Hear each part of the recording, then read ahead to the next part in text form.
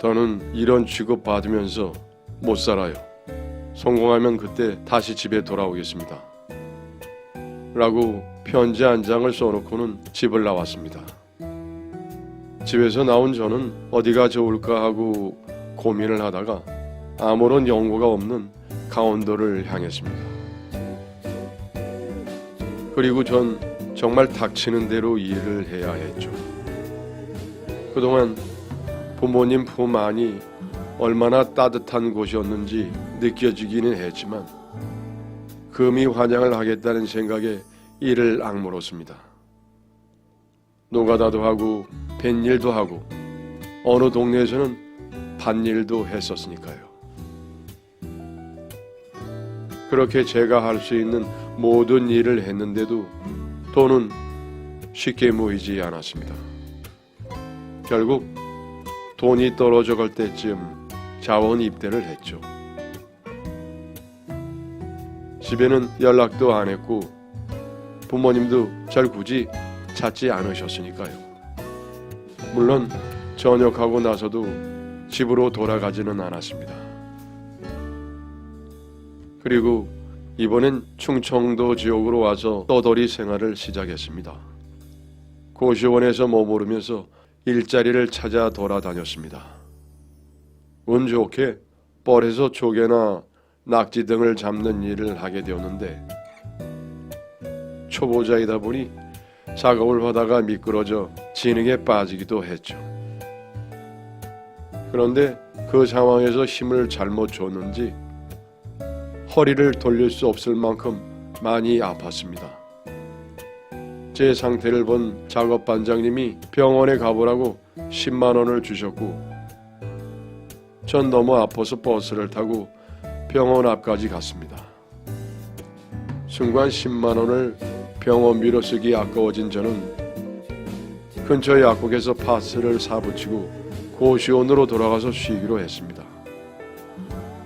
그런데 병원 근처 식당에서 익숙한 냄새가 나더군요. 주머니에 돈도 있겠다 다치기도 했으니 오랜만에 고기를 먹기로 하고 그 식당에 들어갔습니다. 그런데 주문한 음식을 먹는데 눈물이 나더군요. 몸이 아프고 서러워서 그랬던 건지 아버지가 해주신 맛이랑 비슷한 느낌이어서 그랬던 건지 모르겠습니다. 그냥 울컥했어요. 그날 이후로 가족이 생각나면 자연스럽게 그 식당을 찾아갔습니다. 그렇게 몇 번째 그 식당에 갔더니 어느 날은 구인 광고가 붙어 있더라고요. 저는 그걸 보자마자 가게 사장님을 찾았고 무조건 제가 하겠다고 우겼습니다. 사장님은 면접도 보지 않고 우겨대는 저를 보며 당황하셨지만 3일 연속으로 쉬지 않고 일을 시켜달라고 부탁드리니 결국 채용을 해주시더군요. 그렇게 24살에 식당에서 막일을 시작했습니다. 처음에는 홀에서 청소를 하거나 서빙하시는 분들이 물건을 쉽게 찾을 수 있게 정리하고 손님이 나간 상을 치우는 일을 했습니다. 그러다가 3개월쯤 됐을 때 서빙을 할 수 있게 되었죠. 정말 밑바닥부터였습니다. 2년이 지나 손님들 테이블에 고기 조절까지 해드릴 수 있을 때쯤에서야 주방으로 들어갈 수 있었죠. 거기서부터 또 새로운 막내 생활이 시작됐습니다. 주방 막내는 그냥 다른 것 없이 설거지만 했습니다. 그래도 설거지하면서도 배우는 게 있더군요. 보이는 게 있었으니까요. 잔반을 보면서 오늘은 파가 안 좋았구나 하는 것을 파악할 수도 있었고 어떤 날에는 오늘은 버섯 반찬이 별로인가 보네 라는 생각 안 하면서 설거지를 했습니다. 그렇게 주방 막내 생활을 2년쯤 했을 때 스승님이 저에게 재료 손질도 해보라고 해주시더라고요. 제 노력을 인정받은 것 같아서 기뻤습니다. 그리고 그때부터 스승님께서 직접 저에게 이것저것을 알려주기 시작했습니다. 들어가는 재료의 크기는 어떤 크기로 썰어야 하는지, 양파가 매운 철에 쓰는 양과 덜 매운 철에 쓰는 양이 다르다는 것, 그리고 양념에 들어가는 육수에 들어가는 채소의 크기 등등 정말 세세하게 가르쳐 주셨죠. 저는 착실하게 스승님의 가르침에 응했습니다. 솔직히 좀 힘들긴 했어요. 스승님은 친절한 성격은 절대 아니셨거든요. 음식에 대해서는 무척 엄격한 분이어서 많이 혼이 났지만 배울 점도 많았습니다. 그렇게 식당에서 일을 시작한 지 10년 정도의 시간이 흘러 제가 직접 고기 손질을 할 수 있을 수준이 되었을 쯤에 식당에 작은 소동이 생겼습니다. 홀 직원이 어떤 손님이 음식이 입에 맞지 않는다며 다시 해달라고 한다고 고기가 담긴 그릇을 들고 왔더군요. 손님은 아기 먹일 거라며 맵지 않게 해달라고 부탁드렸는데 짜고 매워서 먹을 수가 없다고 했지만 이미 절반이나 먹은 상태였죠. 저희 양념 육수에 고추가 들어가기는 하지만 따로 양념에 고추를 넣지는 않는데 아기가 먹기엔 매운가 하는 생각이 들었고 전 직접 손님에게 다가갔습니다. 안녕하세요. 주방 담당자 최민섭입니다. 음식이 많이 자극적이신가요? 제가 주문할 때 아기랑 같이 먹을 거라고 미리 말씀드렸단 말이에요. 그런데 이렇게 자극적이면 어떻게 해요? 죄송합니다. 저희 가게 고기는 미리 양념을 숙성하기 때문에 다른 양념으로 바꿔드릴 수가 없습니다. 그 부분은 주문받을 때 이미 저희 직원이 말씀드렸을 텐데요. 제가 설명을 하자 손님은 다른 이야기는 없이 계속 못 먹겠다고 하며 저희 가게를 나무랐고 저는 손님에게 사과를 드렸습니다. 먼저 실망시켜드려서 죄송합니다. 앞으로는 더 연구해서 아기가 먹을 수 있는 메뉴도 따로 개발하겠습니다. 그리고 아기가 먹을 수 있는 달걀 후라이와 김을 따로 내주었죠. 다시 해달라고 한 고기에는 육수만 추가로 부어서 드렸습니다. 그러자 손님은 더 이상 뭐라 이야기는 못하고 나머지 고기를 다 드시고 가셨죠. 그 일이 있는 뒤 몇 달 후 스승님은 2호점을 내신다며 저에게 2호점을 맡기겠다고 말씀하셨습니다. 10년 동안 착실하게 배운 결과가 드디어 보상받는다는 생각이 들었었죠. 그렇게 2호점을 내기 위한 특별 훈련은 해주시는데 그 중에 제일 중요한 양념의 비법 전수는 해주지 않으시는 겁니다. 이제 나름 이 주방에서 스승님 다음 서열인데 계속 양념 비법은 베일에 쌓여 있었습니다. 늘 그랬듯 새벽마다 오셔서 제가 준비해둔 기본 재료와 스승님의 비밀 재료로 양념을 만들어 놓고 가셨어요. 그러면 다음날 출근한 제가 직접 고기를 재우는 식이었죠. 저도 물론 양념 비법을 알고 싶어 스승님께 은근슬쩍 물어보기도 했고 새벽에 퇴근하지 않고 기다려보기도 했지만 스승님의 양념 비법은 전혀 알 수가 없었습니다.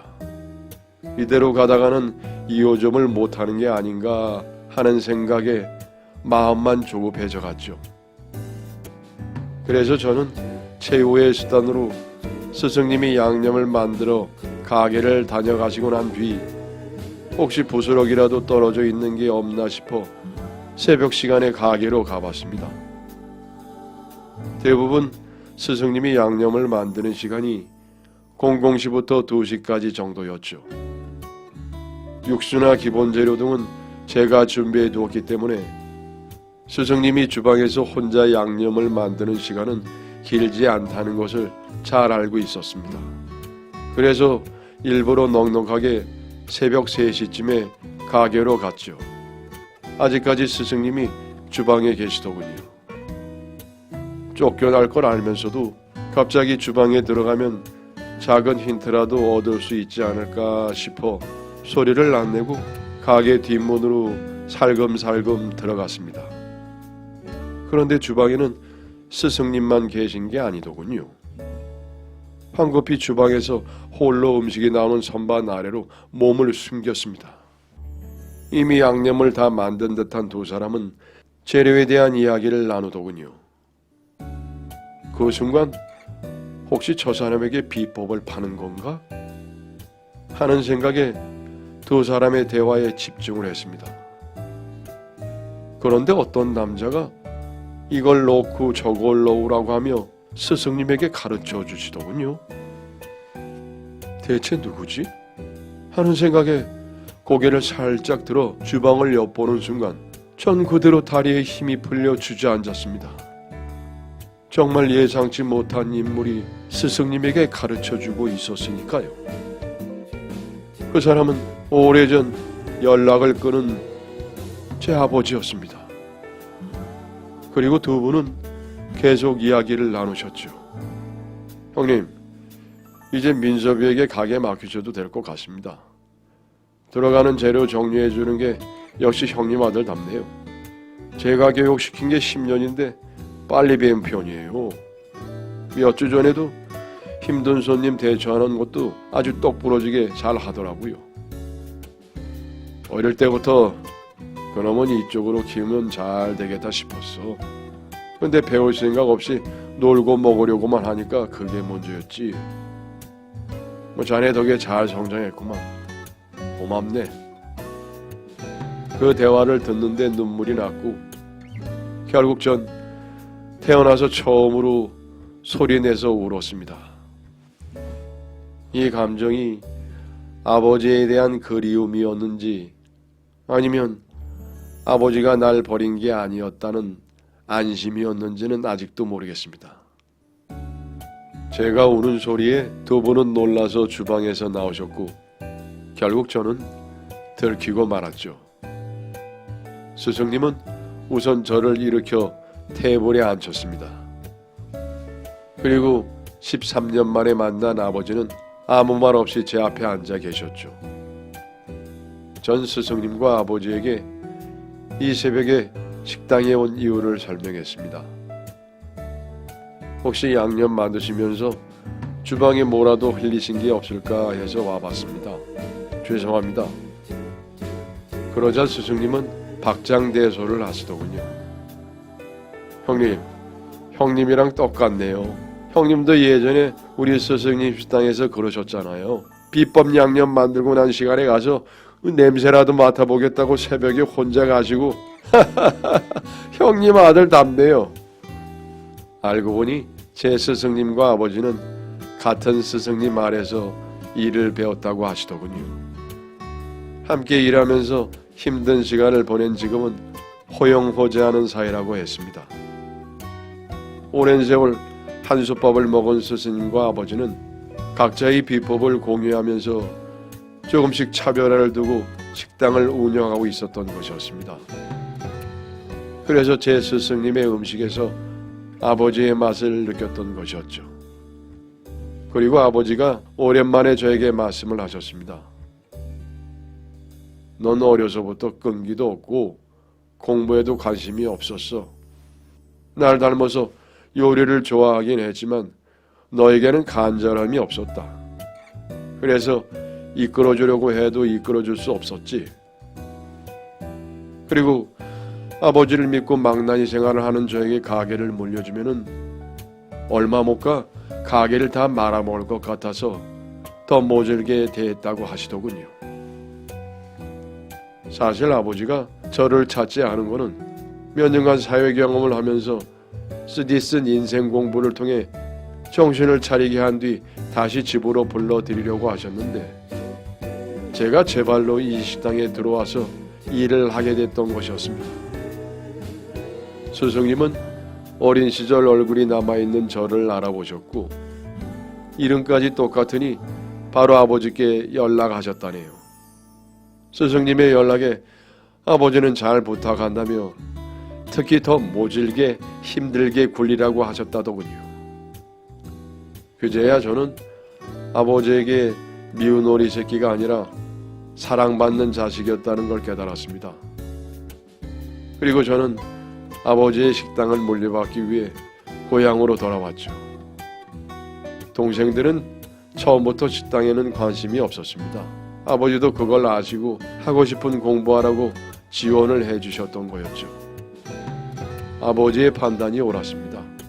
그렇게 돌아오게 된 저는 지금 아버지의 식당에서 일을 하고 있습니다. 여전히 아버지의 비밀을 따라잡기 위해서 고군분투 중이죠.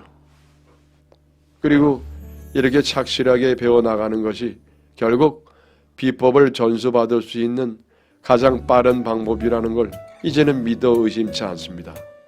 제가 아버지 앞에서 믿음직한 요리사로 성장했다는 걸 보여드리면 되겠죠. 지금이 아니라 훨씬 나중에 물려주셔도 상관이 없습니다. 그 전에 아버지와 함께 오래오래 일하고 싶으니까요. 그런데 요즘은 어머니가 김치 비법을 물려줄 며느리 데려오라고 난리십니다. 아버지도 한갑까지 현역을 뛰셨고 외할머니도 한갑까지 해주셨으니 엄마도 한갑까지 해주시라고 응석 아닌 응석을 부리고 있긴 합니다. 그런데 어머님 한갑까지 5년밖에 안 남아서 큰일이네요. 이제 막 정신 차리고 이 세계에서 일해보니까 제가 허비한 시간이 아버지 보시기에 얼마나 안타까웠을지 알 것 같습니다. 나중에 저에게도 후배나 자식이 생긴다면은 저 역시 아버지와 똑같은 혹독한 트레이닝을 시킬 겁니다. 그게 이 정글에서 살아남을 수 있는 방법이니까요. 정신 못 차리고 오랜 시간 방황을 한 저를 묵묵히 기다려주신 아버지와 하나하나 알려주신 스승님께 부끄러운 제자가 되지 않도록 더욱 열심히 노력하는 요리사가 되도록 하겠습니다. 지금까지 제 이야기를 들어주셔서 진심으로 감사합니다.